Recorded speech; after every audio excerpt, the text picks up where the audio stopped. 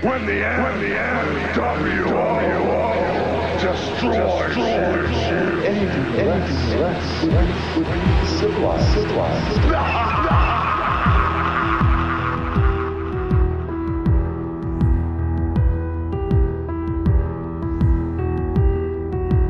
Yo ho ho ho, what is up, everybody? Happy New Year. Welcome, friends, fellow wisdom seekers, fellow truth seekers, everybody to the brave new world order, straight out the catacombs of podcasting. I am Brandon St. One.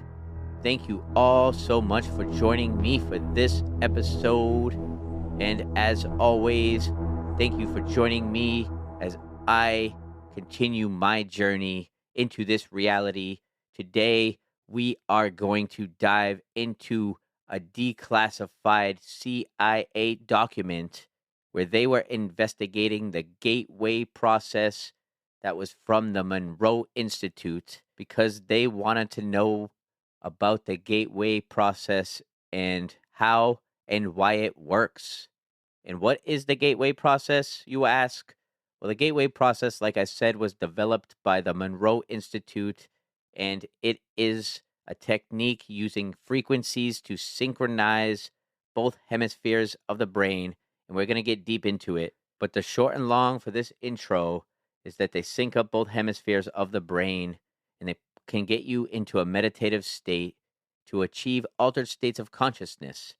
But this document doesn't just talk about altered states of consciousness. It also goes into the actual fabric and nature of reality, possibly being a hologram. It goes into what the nature of consciousness is. What is consciousness? Well, this document gives us a lot to think about on that subject, along with much more mind-blowing bits of information. I just want to say real quick for the people who've been with this show, the OGs that have been following me on my journey, keep in mind while we're going through this, the texts from the Emerald Tablets, the Hermetic texts from the Kybalion, as well as most of the shit I talk about on this show, but like the Nag Hammadi library texts, all that stuff. Keep that in mind. And also, thank you, the OGs of this show, for coming along with me for as long as you have been, sticking with me through the thick and the thin. And also thank you to everybody else that's new to the show. Welcome. We're going to dive into the CIA declassified document about the gateway process. Just one more thing. All right, everybody, let's just dive right into this document that was approved for release on September 10th, 2003 by the CIA. It was written to the commander of the United States Army Operational Group, and its subject says Analysis and Assessment of Gateway Process, dated June 9th, 1983. Number 1. You tasked me to provide an assessment of the gateway experience in terms of its mechanics and ultimate practicality. As I set out to fulfill that tasking, it soon became clear that in order to assess the validity and practicality of the process, I needed to do enough supporting research and analysis to fully understand how and why the process works. Frankly, sir, that proved to be an extremely involved and difficult business. Initially, based on conversations with a physician who took the gateway training with me, I had recourse to the biomedical models developed by Isaac Bentov to obtain information concerning the physical aspects of the process. Then, I found it necessary to delve into various sources for information concerning quantum mechanics in order to be able to describe the nature and functioning of human consciousness. I had to be able to construct a scientifically valid and reasonably lucid model of how consciousness functions under the influence of the brain hemisphere synchronization technique employed by Gateway. Once this was done, The next step involved recourse to theoretical physics in order to explain the character of the time-space dimension and the means by which expanded human consciousness transcends it in achieving Gateway's objectives.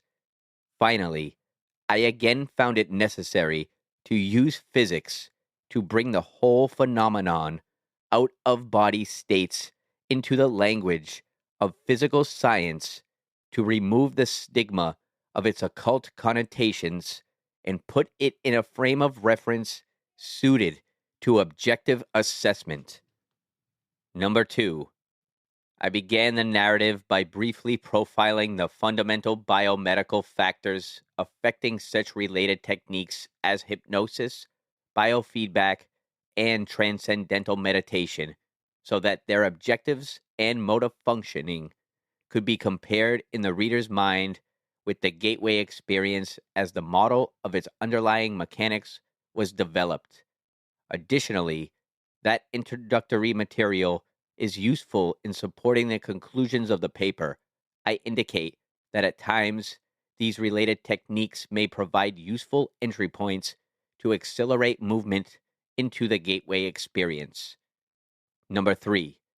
Niels Bohr, the renowned physicist, once responded to his son's complaints about the obtuse nature of certain concepts in physics by saying, "You are not thinking, you are merely being logical." The physics of altered human consciousness deals with some conceptualizations that are not easily grasped or visualized exclusively in the context of ordinary left brain linear thinking.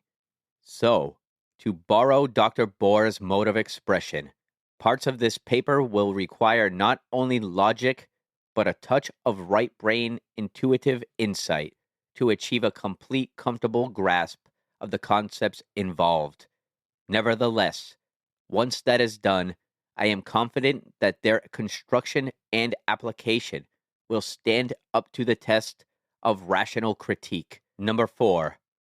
Paradoxically, having gone to such great lengths to avoid trying to render judgments based on an occult or dogmatic frame of reference, in the end, I found it necessary to return, at least briefly, to the question of the impact of the Gateway experience on common belief systems. I did so because although it was essential to avoid attempting to render an assessment in the context of such systems, I felt that it was necessary, after having completed the analysis, to point out that the resulting conclusions do not do any violence to the fundamental mainstream of either Eastern or Western belief systems. Unless that point is clearly established, the danger exists that some people will reject the whole concept of the Gateway experience in the mistaken belief that it contradicts and is therefore alien to all that they hold to be right and true. Number 5. This study is certainly not designed to be the last word on the subject, but I hope that the validity of its basic structure and of the fundamental concepts upon which it is based will make it a useful guide for other United States intelligence personnel who are required to take the Gateway training or work with Gateway materials. Signed, Wayne M. McDonnell, Commander. So, as you can see by the introduction, the Army, the United States military caught wind of the Monroe Institute and the Gateway experience, and they wanted to know what the hell it was and why it worked. And of course, they send their people in, infiltrate, check things out. I wouldn't be surprised if they actually created the Monroe Institute and the Gateway experience out of all the crazy shit they did after World War II. You never know. They did do a lot of experiments on people's minds and consciousness using lots of mind-altering psychoactive drugs. And who knows what the actual outcome of all those experiments were.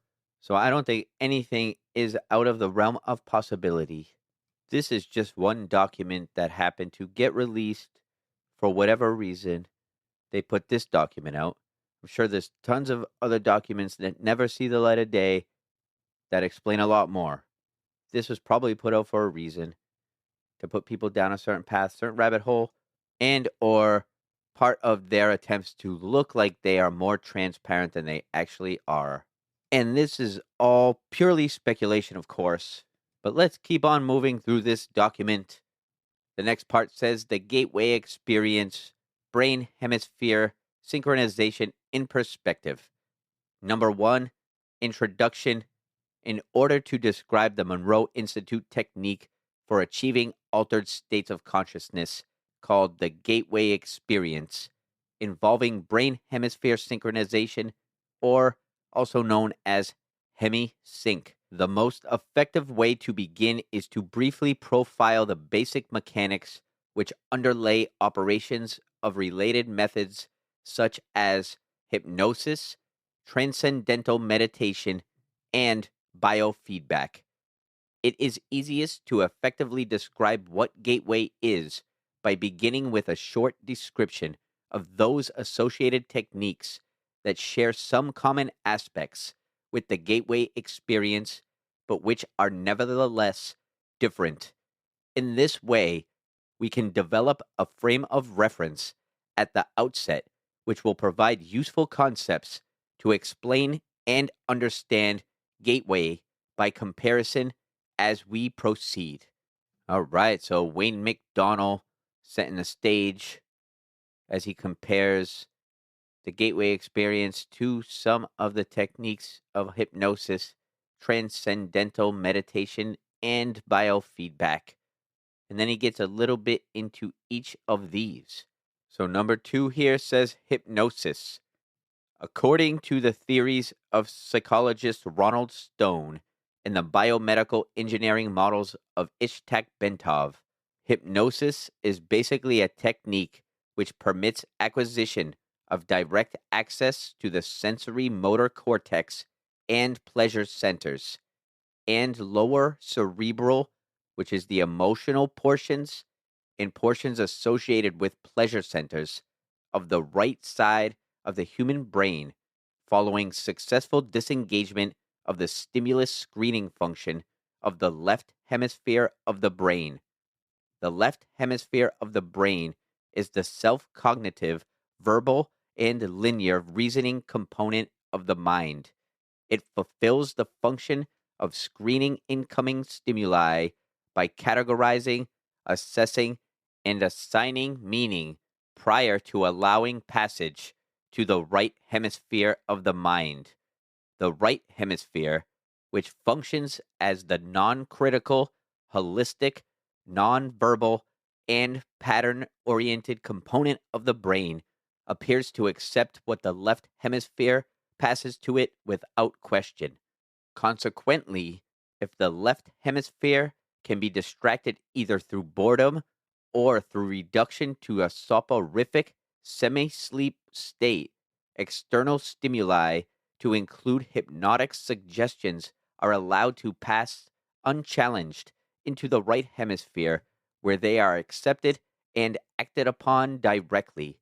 The result may involve an emotional reaction originating in the lower cerebral region, sensory/motor responses requiring involvement of the cortex, and so on. Both the sensory and the motor cortices of the right cerebral portion of the brain contain a sequence of points known as the homunculus, which corresponds to points in the body. Stimulation of the corresponding area on the cortex causes intermediate response in the associated portion of the body. Consequently, induction of the suggestion that the left leg is numb, if it reaches the right hemisphere unchallenged and is referred to the appropriate area of the sensory cortex, will result in an electrical reaction being generated that will induce the feeling of numbness. Similarly, the suggestion that the person is experiencing a general feeling of happiness and well being would be referred to their appropriate pleasure centers, located in the lower cerebral portion or in the cortex of the right hemisphere, thereby inducing the suggested feeling of euphoria. Finally, suggestions such as the one that informs the hypnotic subject that he enjoys enhanced concentration or powers of memory would be responded to in the right hemisphere by accessing unused information storage capacity normally held in reserve as a result of left hemisphere selection and control processes. This aspect will become significant in the context of the gateway process when attention is given to examining the way that hypnosis may be used to accelerate progress in the early stages of the gateway experience. That is a nice little explanation on how hypnosis works and how you can bypass the left hemisphere of the brain and pass suggestions right into the right hemisphere of the brain and create a hypnotic state of mind. Very fascinating stuff. Moving on to number 3, transcendental meditation. And it reads, on the other hand, transcendental meditation works in a distinctly different fashion. In this technique, intense and protracted single minded concentration on the process of drawing energy up the spinal cord ultimately results in what appears to be creation of acoustical standing waves in the cerebral ventricles, which are then conducted to the gray matter in the cerebral cortex on the right side of the brain. As a result, according to Bentov, these waves will stimulate and eventually polarize the cortex in such a way that it will tend to conduct a signal along the homunculus, starting from the toes and on up. The Bentov biomedical model, as described in a book by Lee Sanella, MD, entitled Kundalini Psychosis or Transcendence, states that the standing acoustical waves are the result of the altered rhythm of heart sounds, which are occasioned by prolonged practice of meditation, and which set up sympathetic vibrations in the walls of the fluid filled cavities which comprise the third and lateral ventricles of the brain. In addition, according to Bentov, the states of bliss described by those whose Kundalini symptoms have completed the full loop along the hemispheres may be explained as a self stimulation of the pleasure centers in the brain caused by the circulation of a current along the sensory cortex.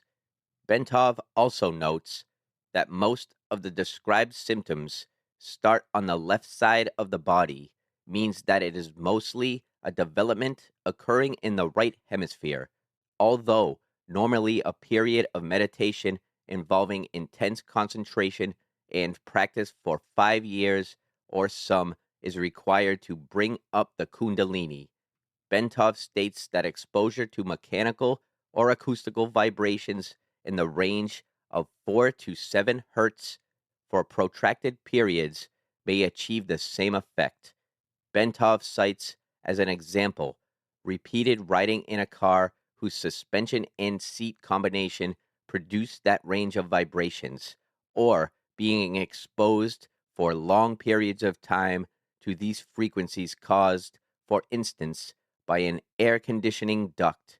He also notes that the cumulative effect of these vibrations may be able to trigger a spontaneous physio-kundalini sequence in susceptible people who have a particularly sensitive nervous system. That is some very fascinating information about transcendental meditation, activating the kundalini. Those mantras are very fascinating. He doesn't really get into that, but transcendental meditation usually consists of chanting a mantra repeatedly in your mind over and over again. And if you lose it, you start thinking about shit, you go back to the mantra.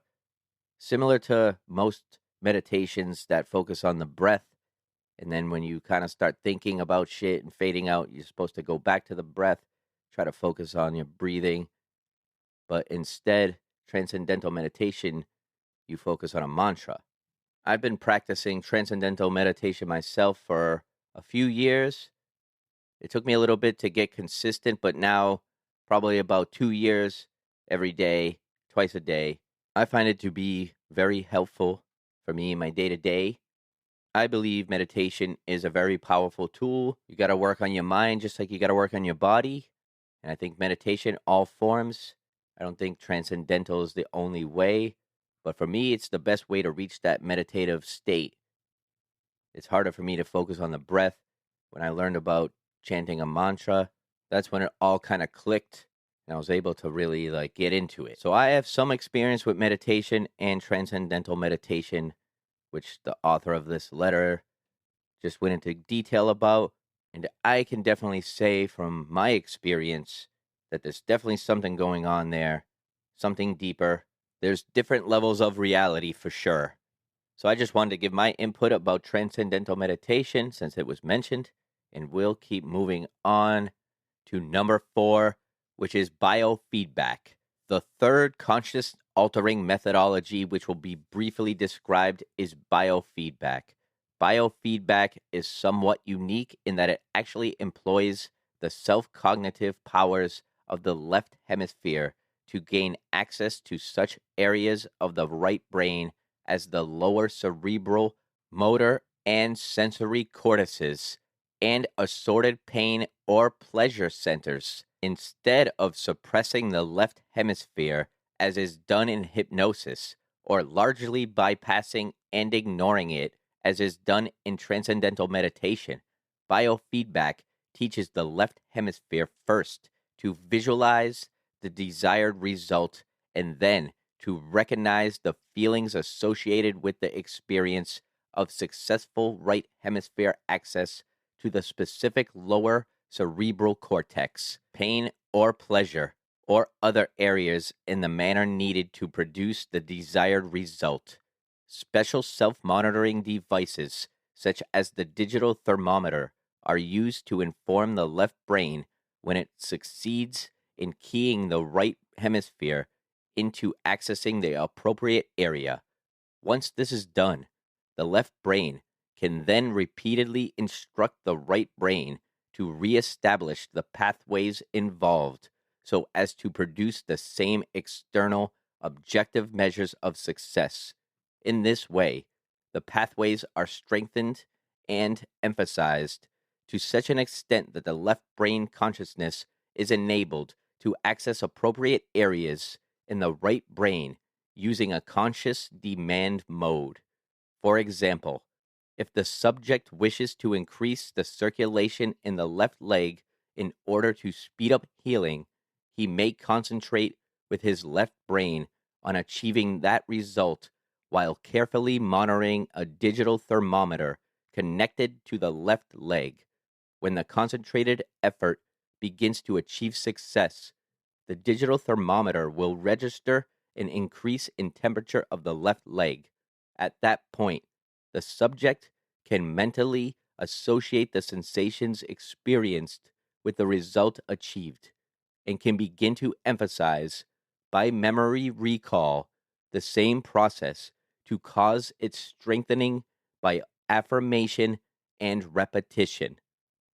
In this way, pain can be blocked, healing can be enhanced, malignant tumors can apparently be suppressed and ultimately destroyed. The body's pleasure centers can be stimulated, and a variety of specific physiological results may be achieved. In addition, biofeedback may be used to greatly accelerate achievement of deep meditative states, particularly for beginners who have no experience in meditative techniques and whose progress in that methodology is enhanced through effective visualization and external objective affirmation. Display of the subject's brainwave pattern on a cathode ray tube has proven to be a laboratory validated means by which subjects may quickly learn to place themselves in profoundly relaxed states characterized by the sort of quietude and singularity of mental focus associated with advanced meditation. All right, biofeedback, a little explanation about that. To me, that sounds a lot like manifestation, similar to The Secret, where you just focus on what you want and the feelings associated with actually having them. I don't know if you all have heard of the book The Secret that came out a while back that everybody was all hyped up on. All the Hollywood fake ass celebrities were pushing it for a little while there. I think there might be something to it, manifesting and creating good positive emotions and feelings. So if you hyper focus on what it's like to actually have the things that you like, then it might create some positivity in your life. But if you just sit there and think about it and don't do anything, then nothing's probably going to happen. I think that it probably works because it creates some movement in your life, and then you actually start heading in that direction, and that might actually bring you good things and some positivity. But there are definitely some dangers and problems to watch out for. Like I said, if you just sit there and try to manifest things in your head, in your bed, and you don't actually get out of it, nothing is probably going to happen. But this dude definitely made some bold claims about malignant tumors and destroying them and weakening them with your mind. So now you see why this was a previously classified document. They don't want you to know how amazing and powerful your mind really is. They want you depressed on pharmaceuticals, feeling trapped and depressed and hopeless. That's what they want. I just wonder what it would be like if the same amount of money that is pumped into the pharmaceutical companies, if that same amount of money was used for this type of information and to study what our true potential is without it being behind the scenes, some black ops, CIA investigated bullshit. If they made it widely available and accessible to everybody, and every person who wanted it could reach their full potential, just imagine what the world would be like. It's the principle of mentalism, the first principle of Hermeticism. The all is mind, the universe is mental. It's from the Kybalion. If you haven't read it, it's by the Three Initiates. It's a very good book. Pick it up, or you could go back and listen. I did a reading of it in 2 episodes. It's a pretty short book, and it breaks down the 7 main principles of Hermeticism. It's one of my must reads, so check it out. But let's keep going with this gateway document here. Number 5 says gateway and hemisync. Now that we have briefly profiled the basic mechanics of the principal techniques for altering or expanding consciousness, which share some of the objectives and or methods employed in the gateway experience, we may proceed to focus on what that technique actually involves.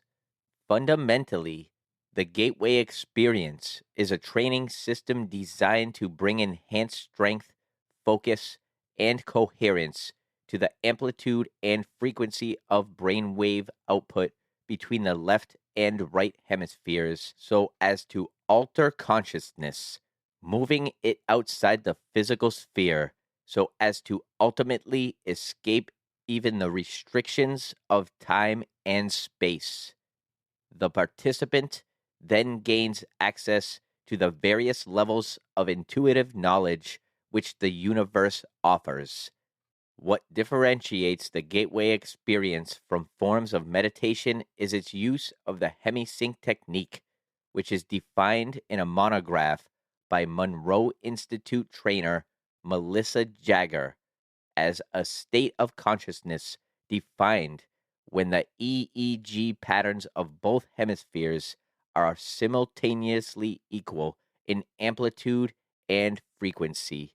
Although hemisync seems to be rather rare and of only short duration in ordinary human consciousness, Melissa Jagger states that audio techniques developed by Bob Monroe can induce and sustain hemisync with the Institute's basic Focus 3 tapes. She also notes that studies conducted by Elmer and Alice Green at the Menninger Foundation have shown that a subject with 20 years of training in Zen meditation could consistently establish hemisync at will, sustaining it for over 15 minutes. Dr. Stuart Twemlow, a psychiatrist and a research associate of the Monroe Institute, reports that in our studies of the effect of the Monroe tape system on brainwaves, we have found that the tapes encourage the focusing of brain energy.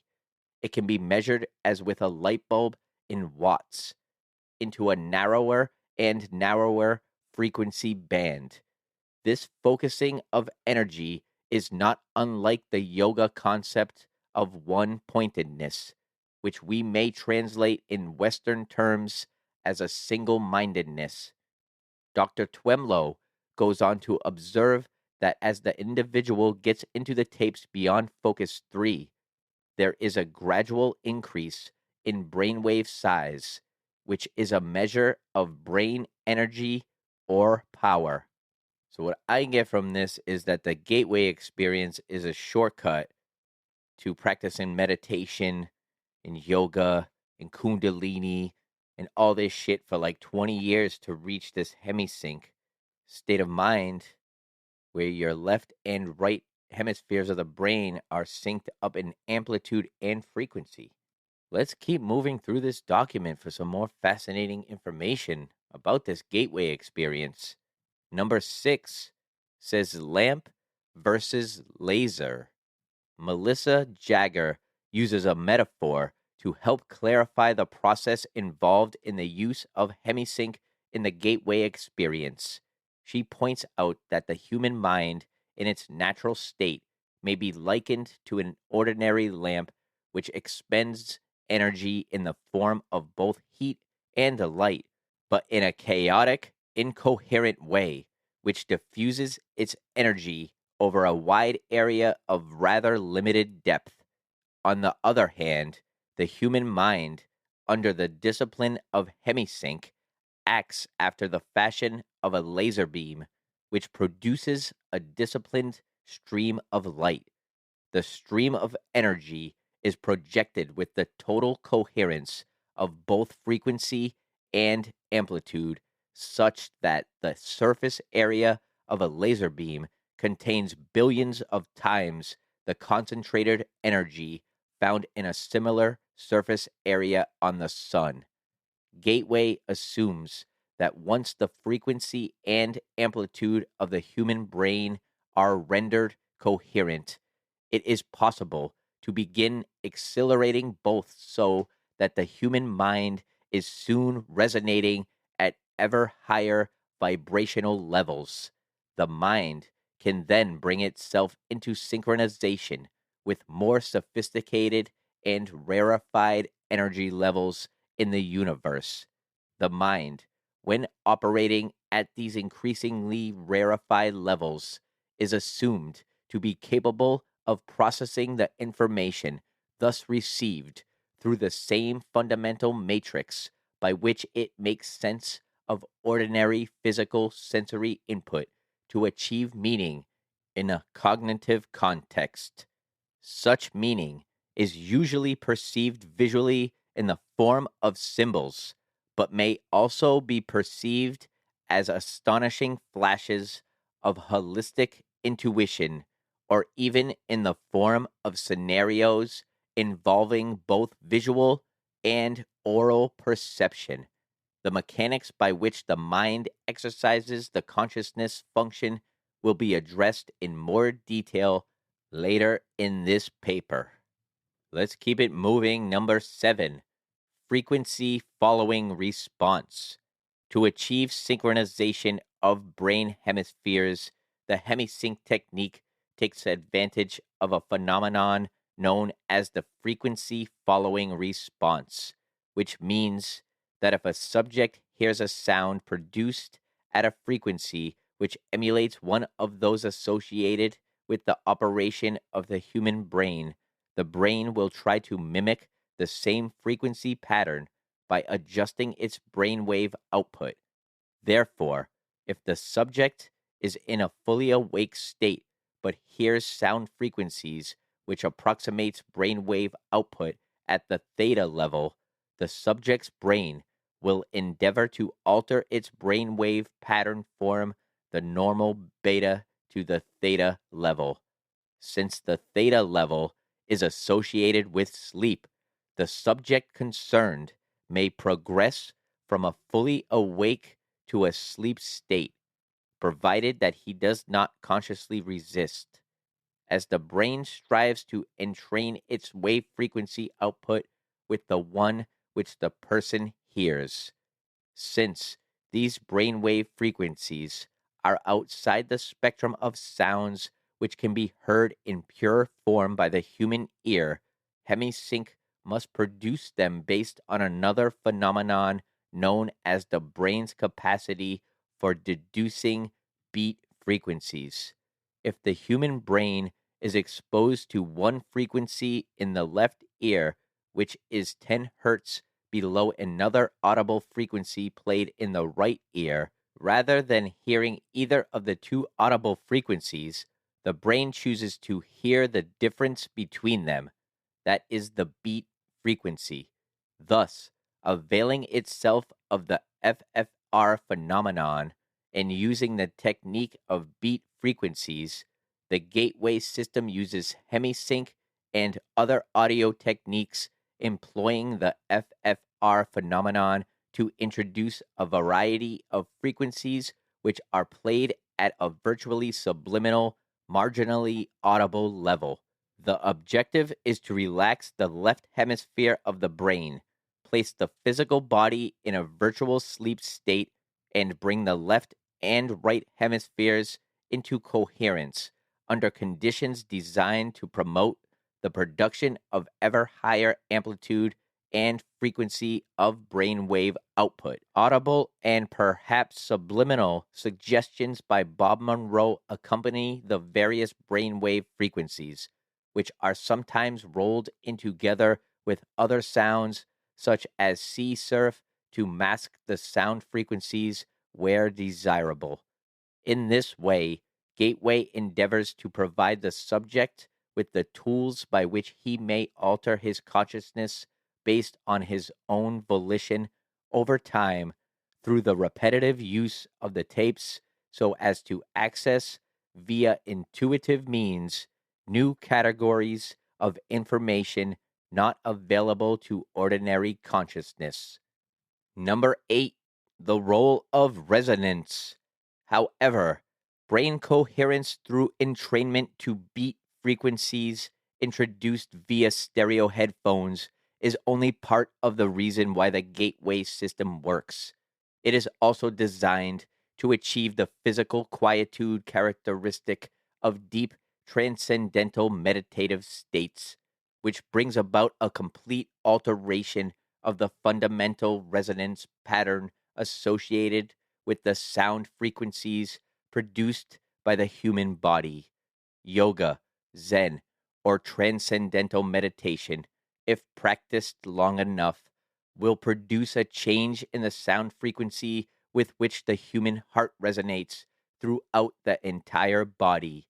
According to Bentov, this change in resonance results from elimination of what the medical profession calls the bifurcation echo, so that the sound of the heartbeat can move synchronously up and down the circulatory system in harmonious resonance approximately 7 times a second.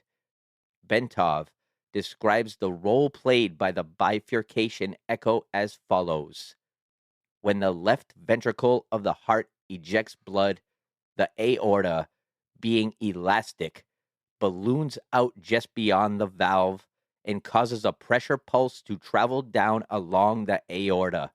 When the pressure pulse reaches the bifurcation in the lower abdomen, this is in parentheses, which is where the aorta forks into to go into the legs. That's the end of the parentheses, and the rest reads, part of the pressure pulse rebounds and starts traveling up the aorta. If in the meantime, the heart ejects more blood and a new pressure pulse is traveling down, these two pressure points will eventually collide somewhere along the aorta and produce an interference pattern. By placing the body in a sleep-like state, the gateway tapes achieve the same goal as meditation in that it places the body in such a profoundly relaxed state that the bifurcation echo slowly fades away as the heart lessens the force and frequency with which it pushes blood into the aorta. The result is a regular, rhythmic sine wave pattern of sound which echoes throughout the body and rises up into the head in sustained resonance. The amplitude of this sine wave pattern, when measured with a sensitive seismograph type instrument, is about 3 times the average of the sound volume produced by the heart when it is operating normally. Man, this is all very interesting stuff. I hope that you think so. If you do, leave a review, like, share, comment, all that good stuff. We're going to keep moving on through number 9, brain stimulation. Bentov's biomedical model shows that this resonance is of considerable importance since it is directly transmitted to and impacts upon the brain. The resulting vibration is received and transmitted into the brain itself via the fluid-filled third and left ventricles located above the brainstem. An electromagnetic pulse is then generated, which stimulates the brain to raise the amplitude and frequency of brainwave output, just as Dr. Twemlow observed in his research on the effects of the hemisync tapes.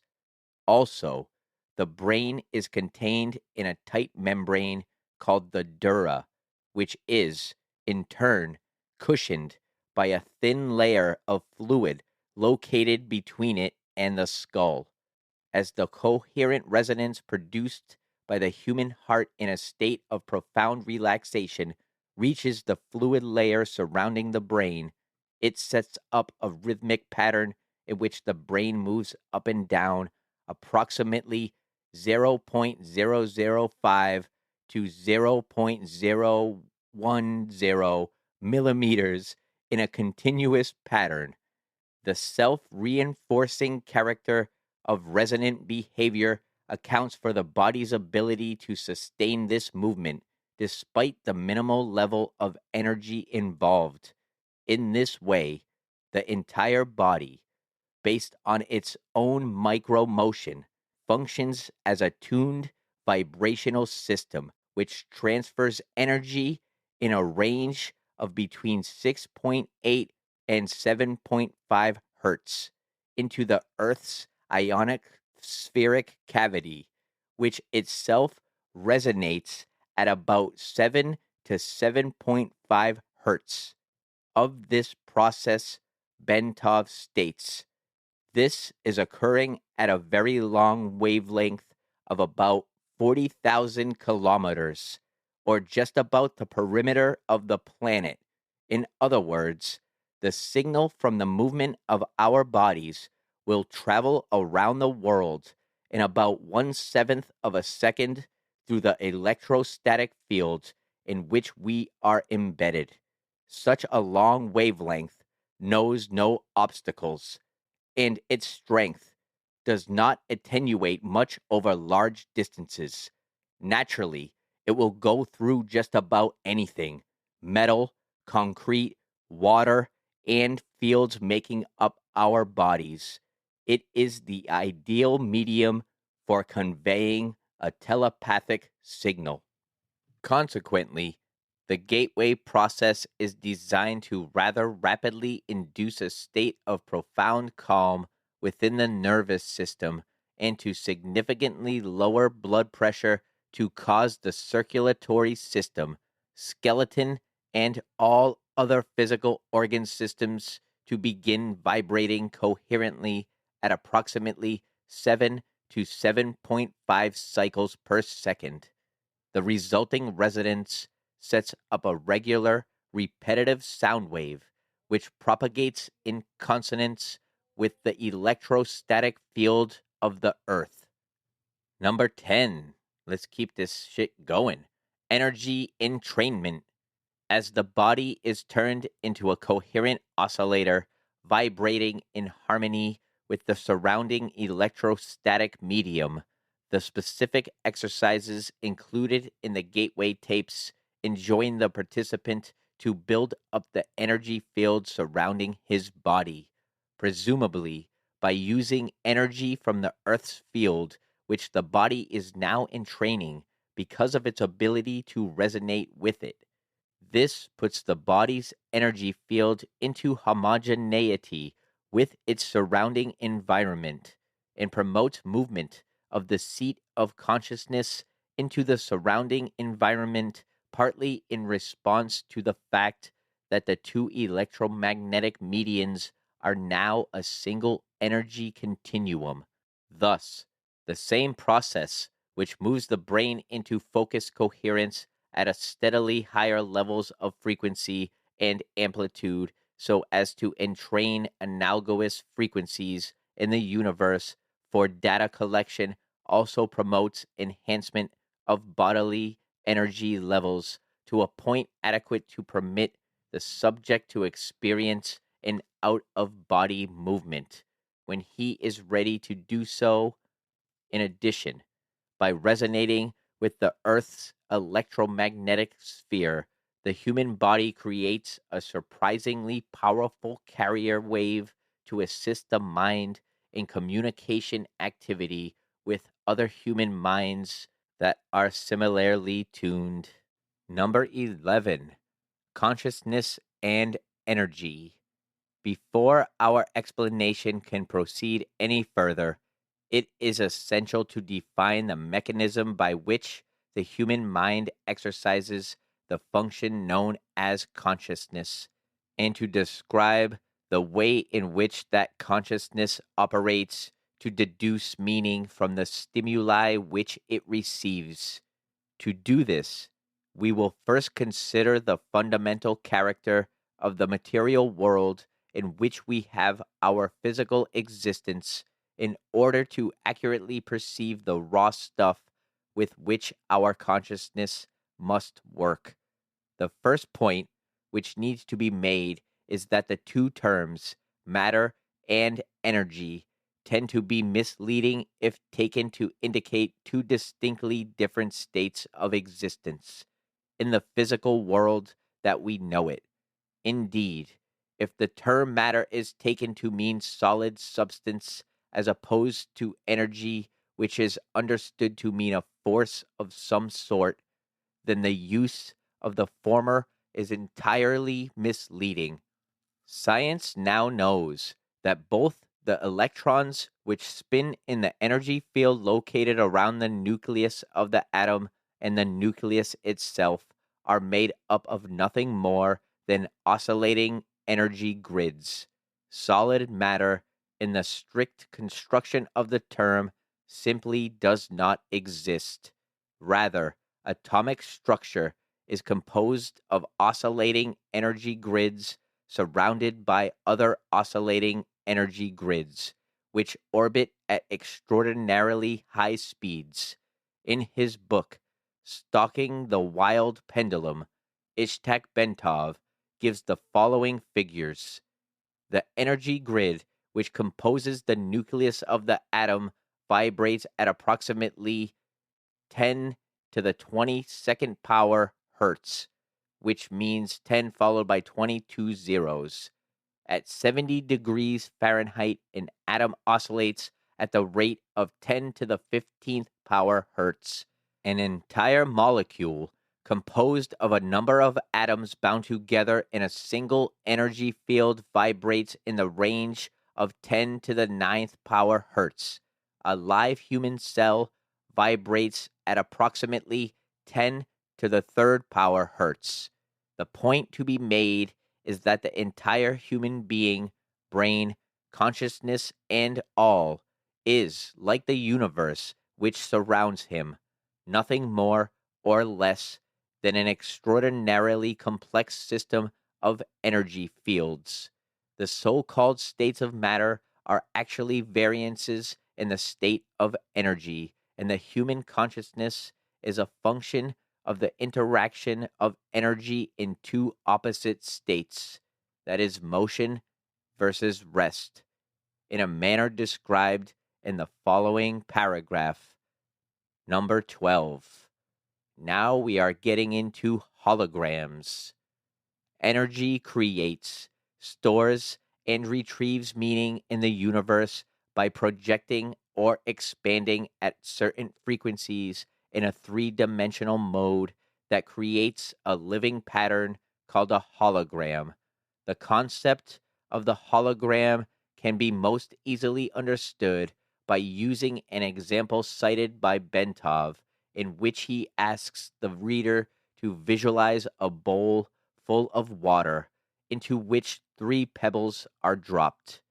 As the ripples created by the simultaneous entry of the three pebbles radiate outward towards the rim of the bowl, Bentov further asks the reader to visualize that the surface of the water is suddenly flash frozen so that the ripple pattern is preserved instantly.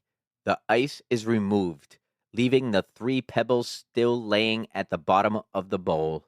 Then, the ice is exposed to a powerful, coherent source of light, such as a laser. The result will be a three-dimensional model or representation of the position of the three pebbles suspended in mid-air. Holograms are capable of encoding so much detail that, for example, it is possible to take a holographic projection of a glass of swamp water and view it under magnification to see small organisms not visible to the naked eye when the glass of water itself is examined. The whole concept of holography, despite its scientific implications, has only been known to the physicist since the underlying mathematical principles were worked out by Denis Gabor in 1947, in which he later won a Nobel Prize for his work. Laboratory demonstration of Gabor's work only occurred years later, following invention of the laser. As biologist Lyle Watson explains, the purest kind of light available to us is that produced by a laser, which sends out a beam in which all the waves are of one frequency, like those made by an ideal pebble in a perfect pond. When two laser beams touch, they produce an interference pattern of light and dark ripples that can be recorded on a photographic plate. And if one of the beams, instead of coming directly from the laser, is reflected first off an object such as a human face, the resulting pattern will be very complex indeed, but it can still be recorded. The record will be a hologram of the face. Yeah, there's not much to see here in this document. I hope you're still with me. It's just the CIA confirming that reality is a hologram. Let's keep diving. Number 13. The part encodes the whole. Of further importance is the fact that even if we dropped our frozen hologram of the ripple pattern on the floor and broke it into a number of pieces, each individual piece would recreate the entire holographic image all by itself. The smaller the piece, the fuzzier and more distorted would be the resulting holographic projection, but the fact remains that a whole projection would nonetheless be made. The key to creating any hologram is that energy in motion must interact with energy in a state of rest. In the foregoing example, the pebbles represent energy in motion, while the water represents energy at a state of rest. To activate or, in effect, to perceive the meaning of a holograph, energy must be passed through the interference pattern generated by interaction between the moving energy and the energy at rest. In the simple example given by Bentov, this requirement was fulfilled by holding the frozen interference pattern in front of the coherent light to project the three-dimensional holographic image into space. As Marilyn Ferguson, editor of the Brain/Mind Bulletin, tells us, another feature of a hologram is its efficiency. Billions of bits of information can be stored in a tiny space. The pattern of the holographic is stored everywhere on the plate. Number 14, the consciousness matrix. The universe is composed of interacting energy fields, some at rest and some in motion. It is, in and of itself, one gigantic hologram of unbelievable complexity. According to the theories of Carl Pribram, a neuroscientist at Stanford University, and David Bohm, a physicist at the University of London, the human mind is also a hologram which attunes itself to the universal hologram by the medium of energy exchange, thereby deducing meaning and achieving the state which we call consciousness. With respect to states of expanded or altered consciousness, such as gateway uses, the process operates in the following way.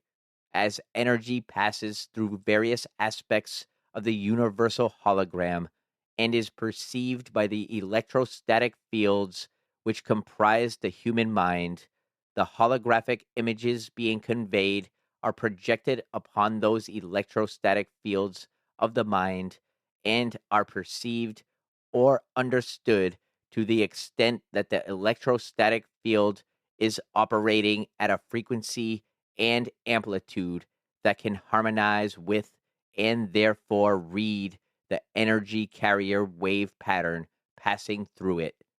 Changes in the frequency and amplitude of the electrostatic field, which comprises the human mind, determines the configuration and hence the character of the holographic energy matrix, which the mind projects to intercept meaning directly from the holographic transmissions of the universe. Then, to make sense of what the holographic image is saying to it, the mind proceeds to compare the image just received with itself.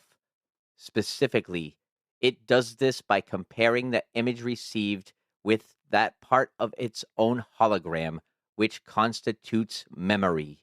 By registering differences in geometric form and in energy frequency, the consciousness perceives, as psychologist Keith Floyd puts it, contrary to what everyone knows is so, it may not be the brain that produces consciousness, but rather consciousness that creates the appearance of the brain. Fuck yeah, that's deep. I often think about consciousness and where it really comes from is inside our brain.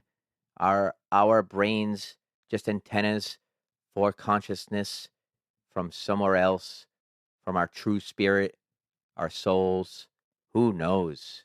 But these guys are saying that our consciousness is nothing more than a hologram, just like the universe. Let's keep it moving. Number 15, brain in phase. The consciousness process is most easily envisaged if we picture the holographic input with a three-dimensional grid system superimposed over it, such that all of the energy patterns contained within can be described in terms of three-dimensional geometry, using mathematics to reduce the data to two-dimensional form. Bentov states that scientists suspect that the human mind operates on a simple binary go or no go system, as do all digital computers. Therefore, once it superimposes a three-dimensional matrix over holographic information, it wishes to interpret and reduces that information mathematically to two-dimensional form. It can completely process it using its fundamental binary system, just as any computer made by the hand of man can process volumes of data and make various comparisons between the data and information stored in its digital memory. Our minds operate in the same way, perceiving by comparison only. Bentov states the proposition this way: our whole reality is constructed by constantly making such comparisons. Whenever we perceive something, we always perceive differences only. In states of expanded consciousness, the right hemisphere of the human brain, in its holistic, non-linear, and non-verbal mode of functioning, acts as the primary matrix or receptor for this holographic input, while by operating in phase or coherence with the right brain, the left hemisphere provides the secondary matrix through its binary, computer-like method of functioning to screen further the data by comparison and reduce it to a discrete two-dimensional form. Number 16, evaluation. To the extent that Gateway succeeds in bringing about a refinement in energy matrix of the mind, it succeeds in expanding or altering human consciousness so that it can perceive without recourse to the intercession of the physical senses, such that ever more of the universal hologram can ultimately be perceived and understood.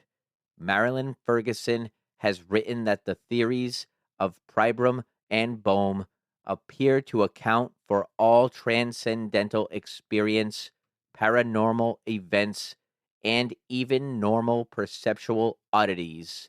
She goes on to say of Pribram, currently, he is proposing a startling, all-encompassing model that is generating considerable excitement among those intrigued by the mysteries of human consciousness. His holographic model marries brain research to theoretical physics. It accounts for normal perception and simultaneously takes the paranormal and transcendental experience out of the supernatural by explaining them as a part of nature. Like certain strange discoveries of quantum physics, the radical reorientation of this theory suddenly makes sense of paradoxal sayings of mystics throughout the ages. Number 17, self-cognition. To complete our outline of the process by which the mind achieves and exercises consciousness, we must also describe the mechanism which accounts for the aspect of human thought that differentiates it from the consciousness of plants or animals, that is, self-cognition. Humans not only know, but they know that they know. They are able to monitor the process of their own thinking and maintain an awareness of it. Moreover, they can conduct a comparative assessment evaluating the functioning of their thought processes against various objective standards they have adopted. Human consciousness can do this because it has the capacity to duplicate aspects of its own hologram, project them out, perceive that projection, put it through comparison with the memory aspect of its own hologram, and measure or sense the differences using three-dimensional geometry, and then binary go or no go pulse to yield verbal cognition about the self. Number 18 sounds awesome. Time, space, dimension. Up to this point, our discussion of the gateway process has been relatively simple and easy to follow. Now the fun begins. Gateway involves more than just perception of those aspects of the universal hologram which can be accessed in the dimension of time space as we know it. To explain how and why human consciousness can be brought to transcend the limitations of time space is the next task which must be addressed. To do this, we must first appreciate what time and space are in order to understand how the dimension that they constitute can be transcended. Physicists define time as a measurement of energy or force in motion. In other words, it is a measurement of change. However, in order for energy to be in motion, it must first be limited in some way within the confines of some sort of vibratory pattern, so that its confinement gives it the capacity for being contained at a specific location which is distinguishable from other locations. Energy, which is not confined, is force without limit, without dimension, without the limits of form. It is infinity, cannot move because there is nothing beyond infinity, and is therefore outside of the dimension of time. It is also beyond space because that concept implies that a specific energy form is limited to a specific location and is absent from other locations. But if energy is in the state of infinity, there are no boundaries, no here to differentiate from there, no sense of area. Energy in infinity means energy uniformly extended without limit. It has no beginning, no end, no location. It is conscious force, the fundamental, primal power of existence without form, a state of infinite being. Energy in infinity is said to be completely at rest and therefore cannot generate holograms so long as it remains utterly inactive. It retains its inherent capacity for consciousness in that it can receive and passively perceive holograms generated by energy in motion out in the various dimensions which make up the created universe, but it cannot be perceived by consciousness operating in the active universe. Energy in this state of inactive infinity is termed by the physicists as energy in its absolute state, or simply the absolute. Between the absolute and the material universe in which we experience our physical existence are various intervening dimensions to which human consciousness in altered states of being may gain access. Theoretically, human consciousness may continue to expand the horizons of its perceptual capability until it reaches the dimension of the absolute, at which point perception stops because the absolute generates no holograms of or about itself. Number 19, intervening dimensions. Since the absolute is conscious energy in infinity, it occupies every dimension to include the time space dimension in which we have our physical existence, but we cannot perceive it. It overlays everything, as do many of the intervening gradients or dimensions through which the energies of the universe pass on their way to and from their home in the state of infinity or the absolute.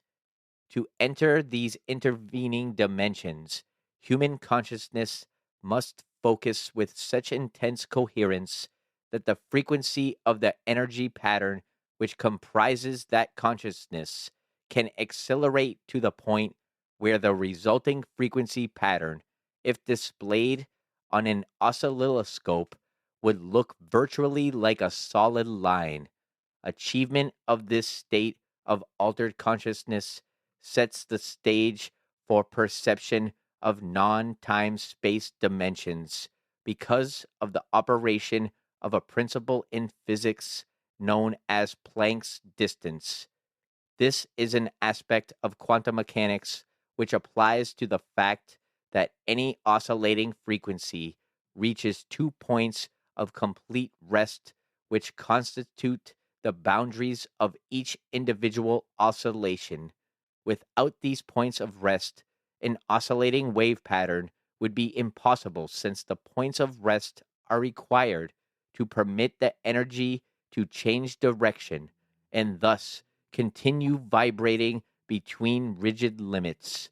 But it is also true that when, for an infinite, similarly brief instant, that energy reaches one of its 2 points of rest, it clicks out of time space and joins infinity.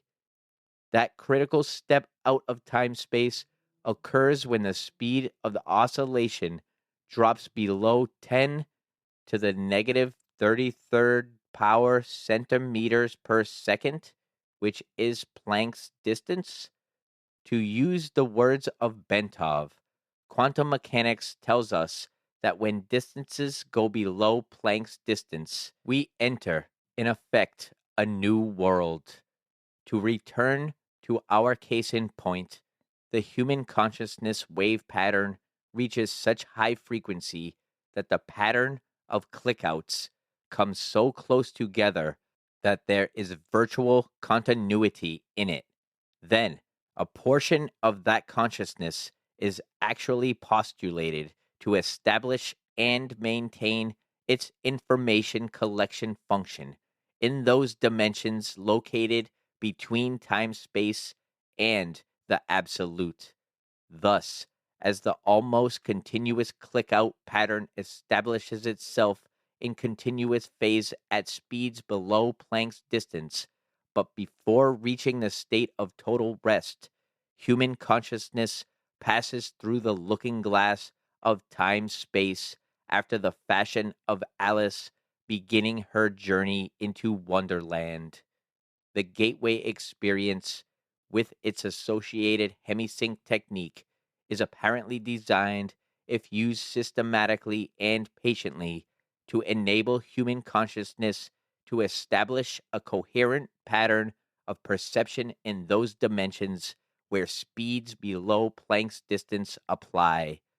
This holds true, irrespective of whether the individual is exercising his consciousness while in his physical body or whether he is doing so after having separated that consciousness from the physical body. That is what is called the so called out of body state mentioned earlier. Number 20, subatomic particles. The behavior of subatomic particles provides an interesting example of the phenomenon of clicking out discussed in the preceding paragraphs.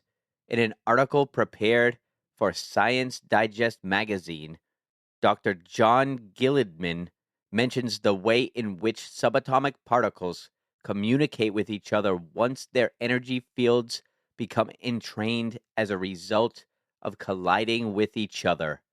The communication concerned is, of course, postulated to be occurring during the click out phase in the oscillation of the energy fields comprising the subatomic particles concerned. It is this cause which accounts for the cross communication at what, in terms of time space velocities, would seem to involve speeds in excess of light.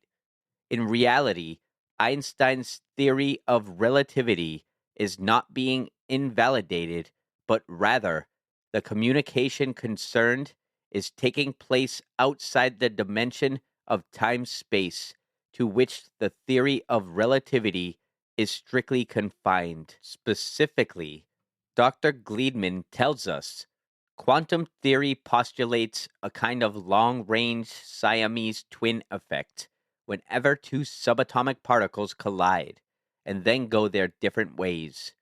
Even when the particles are halfway across the universe from each other, it says they instantaneously respond to each other's actions. And in so doing, they violate relativity's ban on faster than light velocities. Indeed, regarding attempts to quantify what is known about the behavior of energy in dimensions apparently outside of time space, Bentov speaks about. He says, courageous physicists who are working on hypothetical particles called tachyons, which can move at speeds higher than light. The speed of tachyons starts just above the speed of light and ranges all the way to infinite velocities. Number 21. Dimensions in between. Now that we have postulated the legitimacy of the assertion that energy forms which compose consciousness can move beyond the time space dimension, we need to turn our attention to the energy forms which inhabit those dimensions between time space and the absolute. In doing so, we may better perceive the form that reality assumes when we encounter it in those intermediate dimensions. In this context, Bentov tells us the causal relationship between events breaks down. Movements become jerky rather than smooth.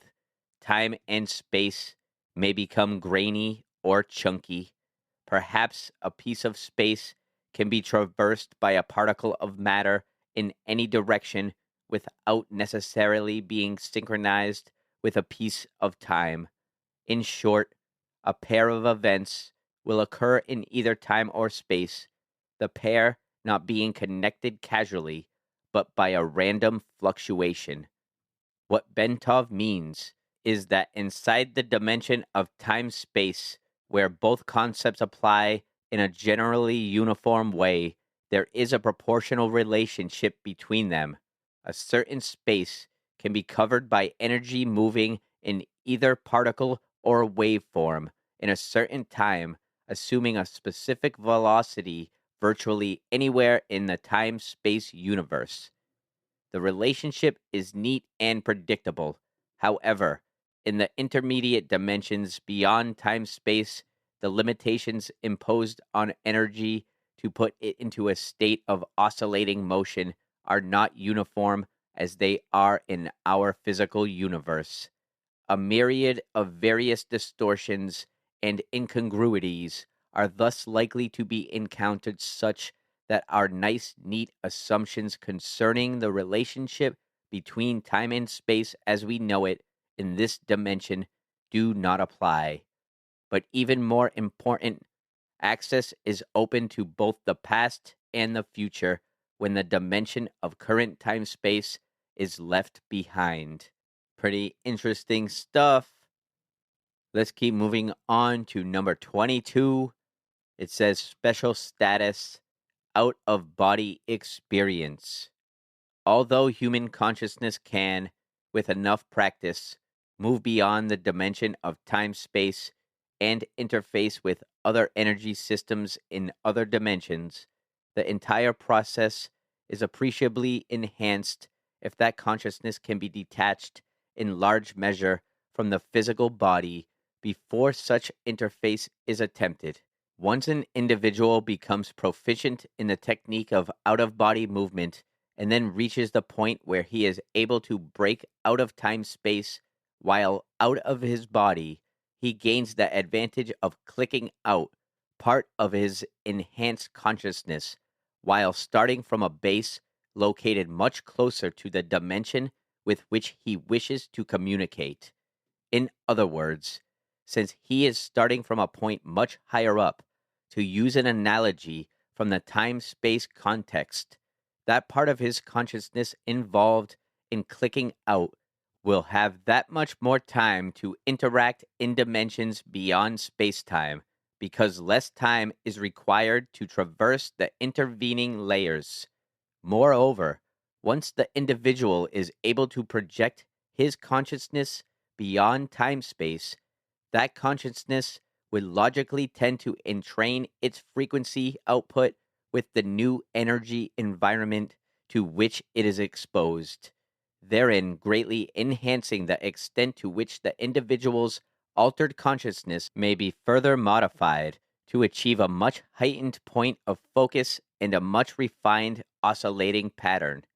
As a result, a self reinforcing process should ensue whereby the farther consciousness in the out of body state can be projected beyond the time space dimension, the more its level of energy output would be enhanced, thus promoting the potential for still further travel. The tentative conclusion to be drawn is that the out of body state may be regarded as an extremely effective way of accelerating the process of enhancing consciousness and of interfacing with dimensions beyond time space. If the practitioner of the gateway technique has a choice of concentrating on achieving and exploiting the out of body experience, as opposed to concentrating his full efforts on expanding his consciousness exclusively from a physical base, the former would appear to promise much faster and more impressive success than does the latter. All right, a little interesting bit of information about out of body experiences. Let's keep it moving here. Number 23, absolute in perspective. It may be helpful at this point to pause and recap the major aspects of our intellectual journey from time space to the realm of the absolute. We have spoken at some length concerning the incredibly complex hologram which is created by the intersection of energy patterns generated by the totality of all dimensions of the universe, time space included. We have noted that our minds constitute energy fields which interact with various aspects of this hologram to deduce information which is ultimately processed through the left hemisphere of our brains to reduce it to a form that we employ for the process we call thinking.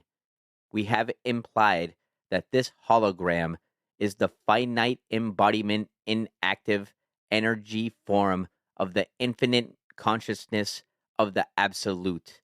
It is the title we assign to that vast pool of energy in a state of perfect rest over which the physical universe is layered, and from whence it comes.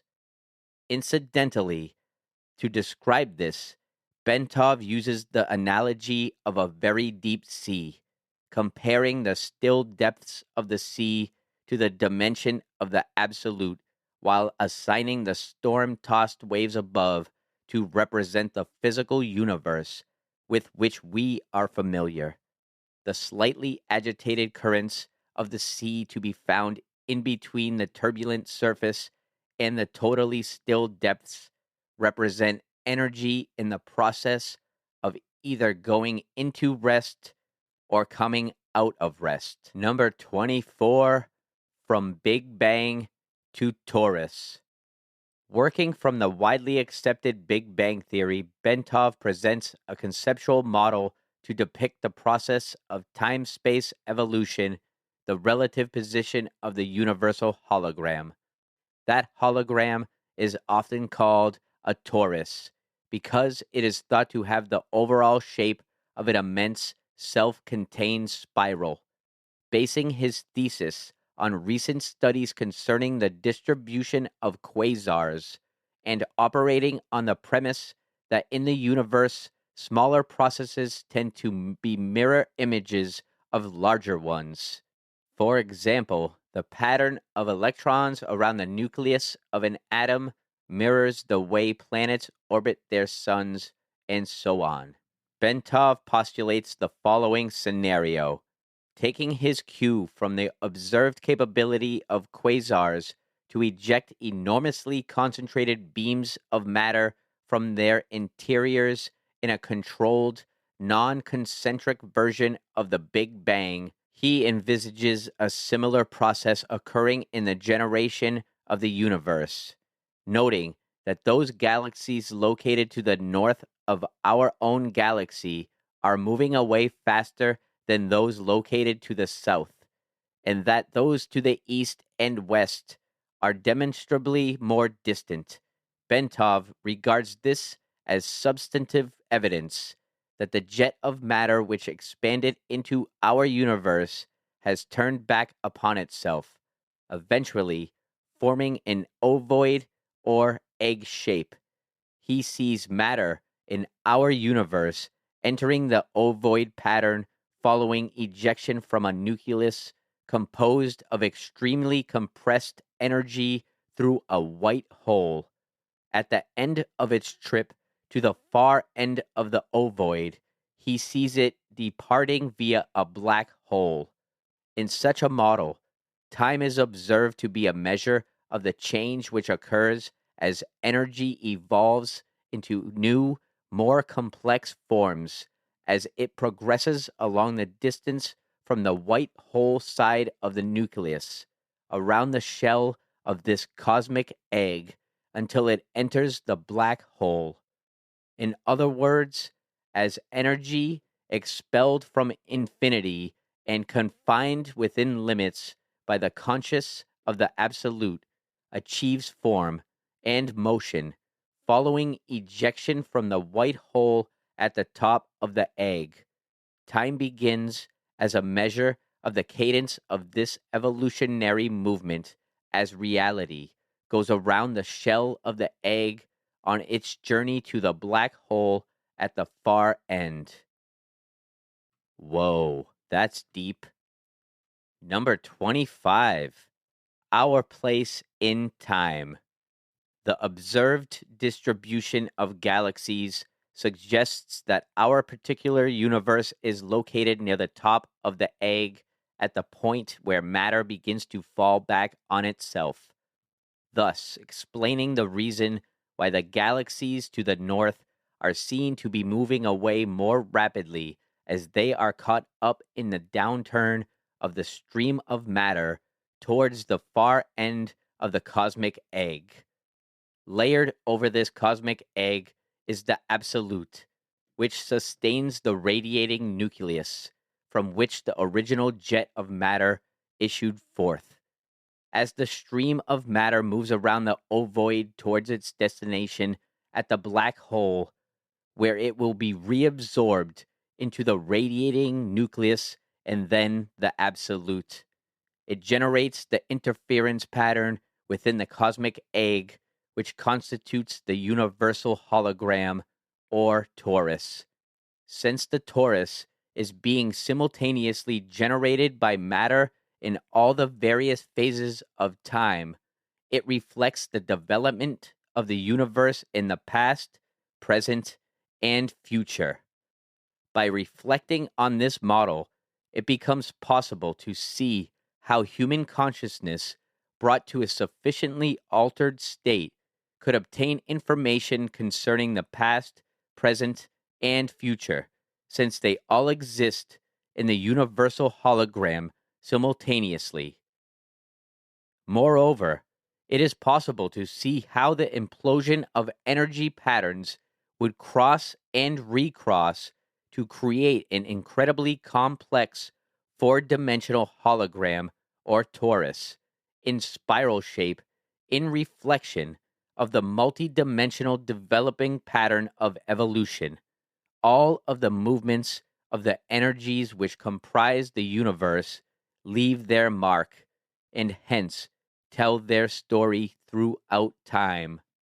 Number 26, quality of consciousness. We noted earlier that the out of body state involves projection of a major portion of the energy pattern that represents human consciousness so that it may move either freely throughout the terrestrial sphere for purposes of information acquisition or into other dimensions outside of time space, perhaps to interact with other forms of consciousness within the universe. Consciousness is the organizing and sustaining principle that provides the impetus and guidance to bring and keep energy in motion within a given set of perimeters so that a specific reality will result. When consciousness reaches a state of sophistication in which it can perceive itself, it reaches the point of self cognition. Human beings have this form of elevated consciousness, as does the Absolute. But in case of the latter, it is a function of energy and its associated quality of consciousness in infinity. When energy returns to a state of total rest within the Absolute, it returns to the continuum of consciousness in the pool of limitless, timeless perception that resides there. Thus, the more complex an energy system in the material state, the more consciousness it possesses to maintain its reality. Our consciousness, therefore, is that differentiated aspect of the universal consciousness which resides within the Absolute. It accounts for the organization of the energy patterns which constitute our physical body, but is distinctly separate from and superior to it. Since consciousness exists quite apart from and outside of reality, beyond the bounds of time space, it, like the Absolute, has neither beginning nor end. Reality has both a beginning and an end because it is bounded within time space. But the fundamental quantum of energy and its associated consciousness is eternal. When reality ends, its constituent energy simply returns to infinity in the Absolute. To me, this sounds a lot like the concepts that come out of spirituality and some religious texts, and definitely some of the concepts that were talked about in my previous episode, the Apocryphon of John from the Nag Hammadi Library, where Jesus is explaining things that sound a lot like this. But let's keep moving. We're almost through this. Number 27, consciousness in perspective. Having ascertained that human consciousness is able to separate from physical reality and interact with other intelligences in other dimensions within the universe, and that it is both eternal and destined for ultimate return to the Absolute, we are faced with the question: so what happens then? Since memory is a function of consciousness and therefore enjoys the same eternal character as the consciousness which accounts for its existence, it must be admitted that when consciousness returns to the Absolute, it brings with it all the memories it has accumulated through experience in reality. The return of consciousness to the Absolute does not imply an extinction of the separate entity which the consciousness organized and sustained in reality. Rather, it suggests a differentiated consciousness which merges with and participates in the universal consciousness and infinity of the Absolute without losing the separate identity and accumulated self knowledge which its memories confer upon it. What it does lose is the capability for generation of independent thought holograms, since that can be done only by energy in motion. In other words, it retains the power to perceive, but loses the power of will or choice. In exchange, however, this consciousness participates in the all knowing infinite continuum of consciousness, which is a characteristic of energy in the ever present. Consequently, it is accurate to observe that when a person experiences the out of body state, he is, in fact, projecting that eternal spark of consciousness and memory, which constitutes the ultimate source of his identity, to let it play in and learn from dimensions both inside and outside the time space world in which his physical component currently enjoys a short period of reality. All right, everybody, that's where I'm going to leave this. There's a little more to it where he goes into the actual steps of the gateway process. And I'm not going to go into all that because it's not as interesting as all the information about time, space, and consciousness and the absolute and our reality and our thoughts being a hologram. That's why I wanted to talk about this because I think it ties into what I talk about a lot on this show. And definitely, like I mentioned earlier, the Hermetic texts, the texts out of the Nag Hammadi library. I think what the science community and the intelligence community is starting to, and they have been onto for a while, is catching up to all the ancient wisdom that was known and lost. And quite possibly, my thoughts, probably kept from us. So thank you all so much for coming along with me on this journey. I hope that you enjoyed it. If you do, please take a second to share, to like, to subscribe. Head on over to Spotify if you listen there and answer the Q&A. Get involved, interact. Love to hear from each and every one of you. Also, go over to the Brave New World Order podcast.com and check out the website. Subscribe to the email list. You can also comment on the website about the episodes if you have thoughts. So I'd love to hear from you. You could also reach out, email me, the Brave New World Order podcast at gmail.com. Follow me on X at Brave NWO Podcast. If you really want to help out the show, the best thing you can do is definitely like the show, leave a review. That's the best thing. I think it helps the algorithm. I'm not sure, but I think it's the best thing. Plus, I love hearing from you. But also, if you really want to help the show, you can also make a donation. There are links in the show notes and also on the website. Go check it out. Let me know what you think about that too. I will be back very soon. In the meantime, stay positive, question everything, think for yourself. Much love, everybody. Peace out.